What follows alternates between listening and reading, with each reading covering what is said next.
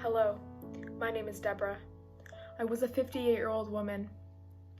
I recently, though, passed away due to liver failure.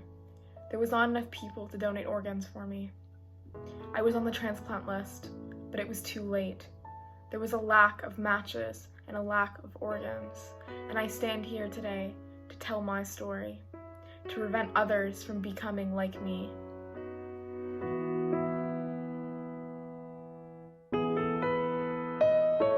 Every human being has a blood type, and certain blood types have certain antigens, such as A, B, and Rh. These antigens serve as identification devices, so that your cells are able to recognize their own cells and recognize foreign bodies so that they can attack. This means that certain blood types contain certain antigens that will only be able to receive and donate to others.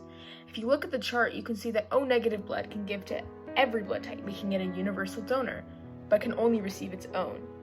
It is very important to match the correct blood type for organ donations, as if not, the patient can get hyperacute rejection, which can be very, very fatal. Because of the specifics in matching, it is so important that everyone donates so that no one is left like me with no matching donation types. With this, we can prevent and reduce to 17 people a day that die due to waiting for an organ transplant, like me. It is so important that people requiring an organ transplant get one, as it can lead to a longer and stronger quality of life, less pain, and it can give them the ability to do things that they've only dreamed of, such as normal activities like exercising. A lot of families choose not to donate their loved one organs for a variety of reasons, including lack of education and misinformation. For example, in a Pearson study, 20% of the families identified that the diagnosis of brain dead was very, very poorly explained, as well as 36% had doubts whether their loved one was even dead.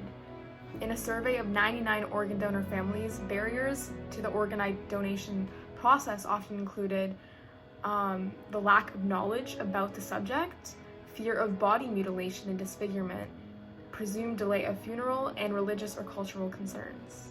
It is so important that we listen to these families and address these concerns that they have. For example, I have talked to the Government of Canada, and we together have implemented a new system to deal with talking to families about organ donation and brain death. In terms of the myths, there is a lot of misinformation out there. For example, there is no disfigurement or body mutilation. Everything is done properly, so you will not even notice. There should not be a delay of funeral because everything has to be done very swiftly, as the organs still need to remain healthy.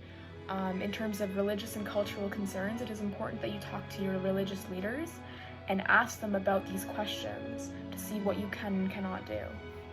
As my final wish before I died, I requested the Canadian government broadcast my story to the country, which is how you are seeing this message. I need people to hear my story. Right now, I have saved about 8 people's lives because of my organs and improved the lives of about 100 others because of my tissue donation. I have done my part. I have donated my organs. Have you done yours?